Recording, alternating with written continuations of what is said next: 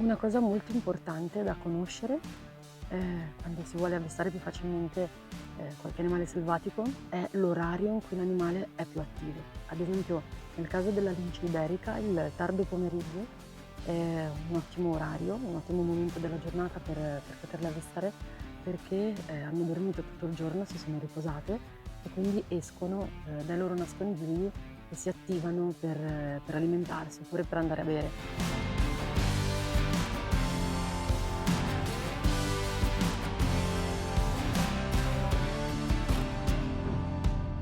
Anche l'alba è un ottimo momento per avvistare la fauna selvatica. Stiamo aspettando che ci sia più luce per poter filmare i cervi che a questo orario stanno ancora pascolando.